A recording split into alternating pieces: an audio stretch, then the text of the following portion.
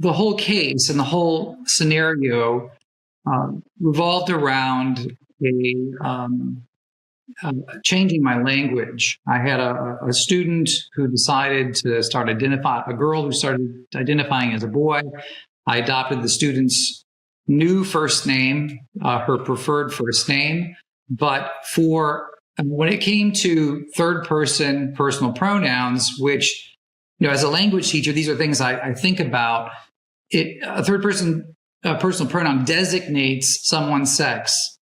So I wasn't able in good conscience to do that because she wasn't a boy, she was a girl. And I didn't want to, nor did I want to promote or play along with what I considered to be a huge lie kind of coming over our culture in America. And so I explained to my administration how I was going to handle this. Like, hey, I don't agree with the ideology, but here's how I can do this. I can I can use the student's new name, which I'm already doing, and I'll avoid using feminine pronouns to refer to her in her presence. And then, but I'm not going to use masculine pronouns, because for me, that's really participating in a big lie that's hurting everybody. Do you have a religious objection to the ideology behind preferred personal pronouns? Yeah, it's the whole ideology is trying to hijack the language so that it's funny how it's almost like short-circuiting a discussion on the question. Instead of saying, okay, let's have a discussion about what does it mean to be a man or a woman? What does sex mean? Can sex be divorced from how we are physically or by biology? It's taking away even the discussion and imposing language, saying, no, you're just gonna start speaking as though you already believe this. And that's basically, it's the equivalent of what I would, like in 1984, the thought police, or as we commonly refer to, totalitarianism, governing one's thoughts. And so religiously, it's, as a Bible-believing Christian, you don't just go with the flow. You don't just go along to get along in everything. If there's something that's promoting something that's objectively not congruent with reality, doesn't reflect reality, you don't just go along. You say, well, no, this isn't true. This isn't true, and so no, I'm not going to promote it. I found a way to do a virtual tour of the catacombs on Halloween. So it was a little lesson, like, here's how this happened, here's what it is. And we had a set of several virtual reality goggles. And so I divided my students up in pairs, where one would have the virtual reality goggles on. We were out in the hallway just outside the classroom, and then their partner would make sure they wouldn't walk into anything as they virtually toured the catacombs with the virtual reality goggles.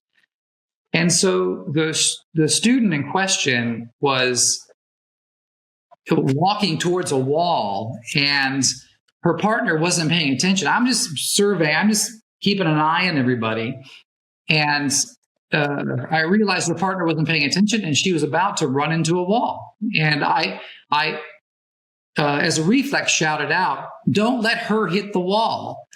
And the fact that I said "her" was this spark to a powder keg that was already there, where she called her parents, and I was summoned to the office, and then it was only after that it was that day I was put on administrative leave, and then finally given a written ultimatum by my superintendent, saying that, which included the phrase, well, the essence of which was, if we think that you're substituting the student's new name instead of using a he, a personal pronoun when you could, if we think that you're doing a substitution, that will be grounds for your firing as well. I mean, it was really absurd. To impose third-person personal pronouns is really to try to control how you're thinking. to make sure that you're on board with this new thought. And so I was kind of just like, I was jaw dropped at the ridiculousness of it, and also saddened because I really think that if just a couple teachers would have stood up and said, listen, Mr. So-and-so principal, or superintendent, Mr. Blaming's a good teacher. He likes his students. He likes this student. It has nothing to do with being discriminatory or harassing. That has nothing to do with this. I really think they would have backed down. But there was this huge intimidation factor. Everyone just kind of knew, if you don't go along with this, you're going to be in big trouble. And I'm like, I can't do that.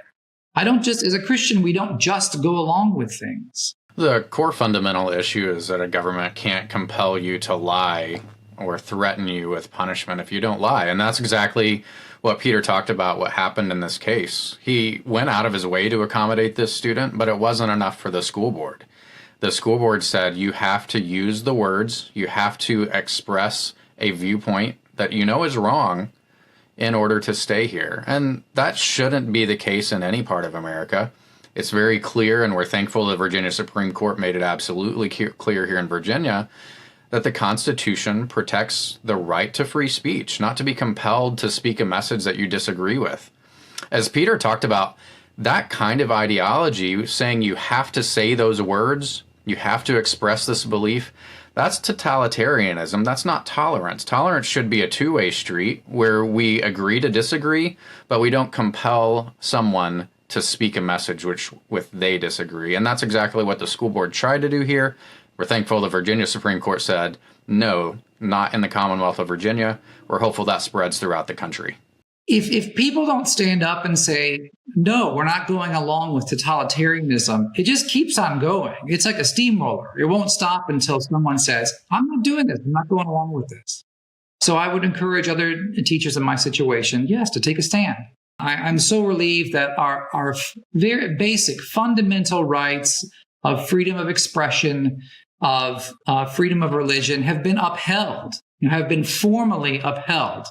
That is a huge relief. Like to think that there was a chance that it wouldn't be, and that the court would have gone along and said, yeah, well, no, this has to do with, I don't know, adjusting to the age. I'm just making stuff up.